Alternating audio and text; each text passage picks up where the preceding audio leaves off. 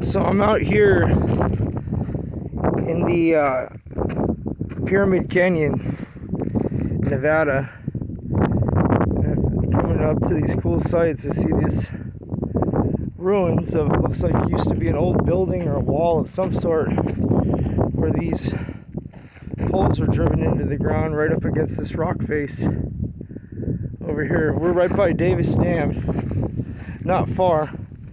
I went off trail a little bit at the end of my hike here to come explore around, try to find some of those hieroglyphs I keep hearing about. I know they're in this area, but maybe not this specific spot. So I could be in the wrong area, but I'm gonna go back over here to this rock wall, which was my main reason for coming down here. I was hiking on top of this ridge up here, and it was overlooking this spot down here, this wash, an ancient wash from back when the Colorado River was not dammed. Therefore, the river was wild and much larger, and there was many streams that went off the river and to these washes, and this is one of them. So this wall, it looks almost like a rock pile, kind of like a snake rock pile, like some of the mound builders and things were known to have built.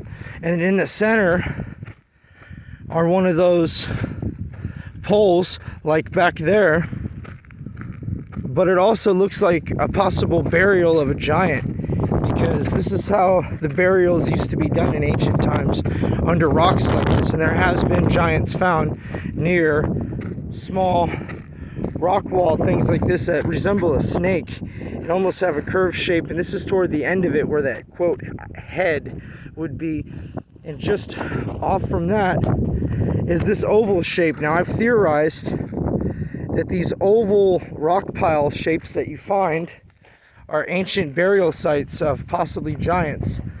Now, this was obviously incorporated into this wall, and I call it a wall because of lack of a better term. It's really just a pile of rocks that this may have been a foundation of something before, or this could just be the structure just as it was, or maybe not a structure, but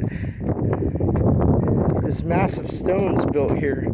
And to me, it looks like a snake almost.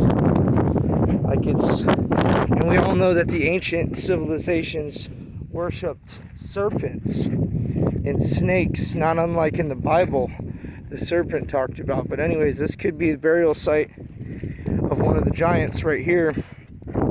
My theory is that from head to tail, end to foot, these are usually around 12 feet, give or take, with a width of about 4 to 6 feet, depending. But just a classic oval shape. Now, here's one of these wood pillars. So my theory, and it's probably true, I could probably find out, is that these wood pillars here, and like the ones I seen over there, were part of a structure that came here after this rock wall was built, of course. So I imagine that much as I was attracted over to this rock wall out of curiosity, I would imagine that in the pioneer days, and or you could call it the cowboy times, this is the head of the snake, which seemed to have the largest stones of the bunch. This being, I would say, larger than most of the rest of these, but they're all relatively large, which means you'd have to been pretty strong to move these stones around and get them from all the surrounding area to pile them up just like this. But it was done, and this has been here for a long time, and you could tell because of how these are dug in and the plant life that's growing around it. But yeah, it's very interesting. This is the head of what I would say is this snake. It almost really even looks like it from this angle, like a pit viper possibly. But there it goes, and then just off from the head, a little ways back. So if this was like, to use my own body as a reference, if that was my head and I was laid down, this would probably be somewhere around the pectorals or the upper abdominal. Well, I'm not a snake, but anyways, this is just down from the head of the snake. Bam. a grave. So what I've theorized is that this snake monument, if you will, is in commemoration to this fellow, who was one of the children of the serpent, the sons of Satan, the Nephilim. And of course, this over here also is a artifact of some kind to ancient times. Or not ancient times, pardon me, frontier days. Would have been, of course, after this snake wall thing was resurrected. Those wood pillars, so those wood posts. But yes, these concrete structures, and I've noticed some of these up on the hike, so this isn't so fabulous, but still very interesting. This is modern man engineering, turn of the century. I'm sure this had something to do with the river. Not exactly sure what this could have been. This probably was a post for a cannon. I could be wrong, but that would be my theory. This is some sort of a mountain. It looks like something was mounted to here, so I'm going to assume this was a cannon overlooking. There's the dam, and the river would have used to come out to this point, or so it seems. There's a foundation here. I noticed this as well. From up there, there's this structure as well. But this would have been, I guess a building here. Yeah, here's the foundation of it.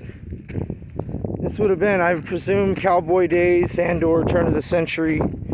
Some old piping, some metal. I should dig around and find out exactly what this was, but this is where you might find some artifacts. So I thought this was a really interesting spot. So now I'm standing on the foundation of what would have been this old structure. And when it came all the way to here to this side, there's a swash right underneath it in the middle. Interesting. I don't fully understand this, but this is very cool. Again, could have been a base of some kind where they would overlook the river here. And the ancient river might have came right up to this point. Around this mountainous structure here, and would have just enveloped around it. And this would have been a channel off of the river probably. And these metal and these rubber-like bushings. Get down here and get some of this. I gotta watch for real snakes. But yes, you can see some old machinery of some old engine or parts.